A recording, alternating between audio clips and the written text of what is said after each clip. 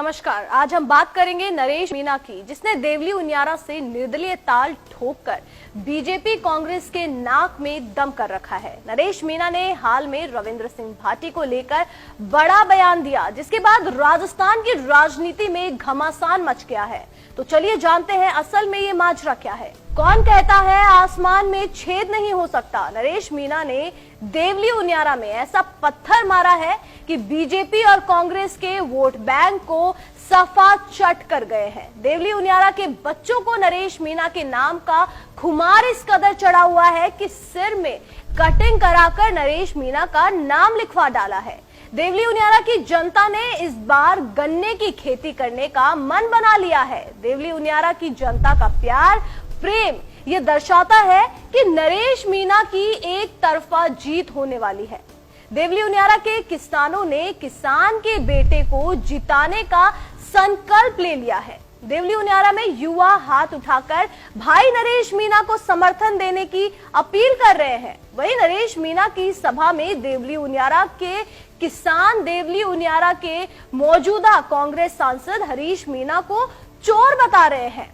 विडंबना यह है कि देवली उनियारा की जनता भाजपा और कांग्रेस के खिलाफ पूरी तरह उलटती दिख रही है। देवली उनियारा में महिला खींवसर में हनुमान बेनीवाल की तरह ही डांस नरेश मीणा का स्वागत कर रही है।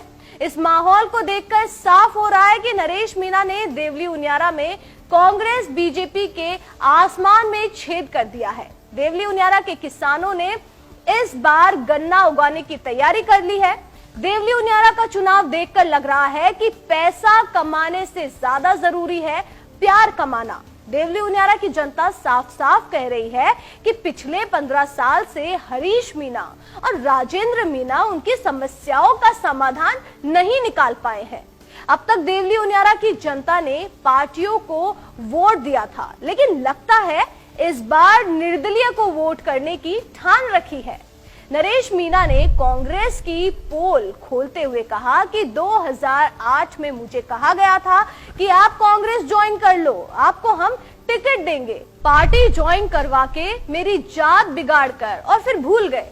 लेकिन ये सारे कांग्रेस के नेता, जिसमें प्रसादी लाल मीणा, मुरारी लाल मीणा, कई कांग्रेस नेता हैं जो मुझे आगे बढ़ता नहीं देख सकते हैं। पहले 2008 में टिकट नहीं दिया, फिर 2023 में विधानसभा और फिर लोकसभा में मैंने कांग्रेस से टिकट मांगा पर नहीं दिया।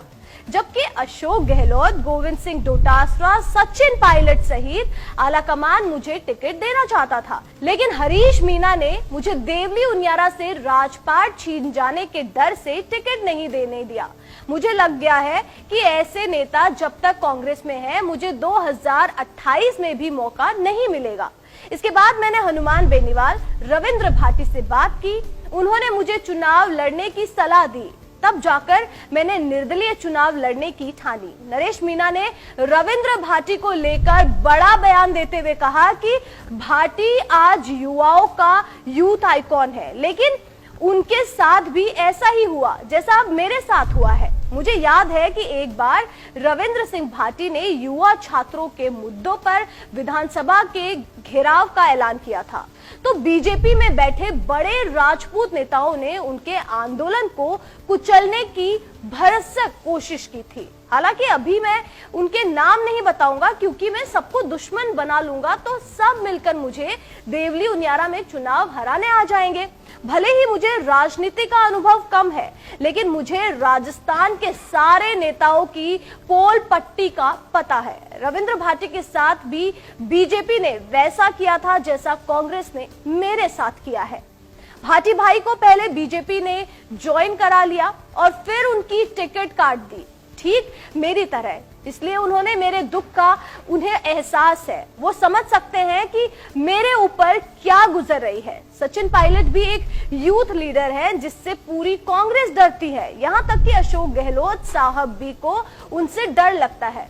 अब देख लो, सारी कांग्रेस एक तरफ है और सचिन पायलट साहब एक तरफ। मुरारी लाल मीणा और हरीश मीणा तो बिना पैंदे के लौटे की तरह है, जो आधे दिन सचिन पायलट के साथ और आधे दिन गहलोत साहब के साथ रहते हैं।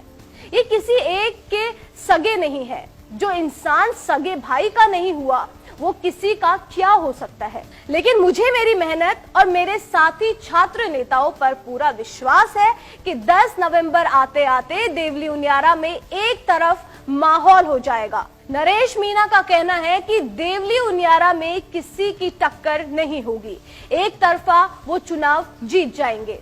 खैर, ये तो आने वाले समय में ही पता चल पाएगा कि क्या देवली उनियारा में नरेश मीणा एक तरफा चुनाव जीतेंगे या फिर भाजपा कांग्रेस कहीं टक्कर दे पाएंगी।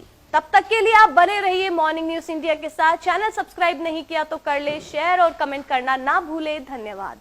ऐसे ही और वीडियोस देखने के लिए सब्सक्राइब करें मॉर्निंग न्यूज इंडिया को और जुड़े रहिए हमारे साथ।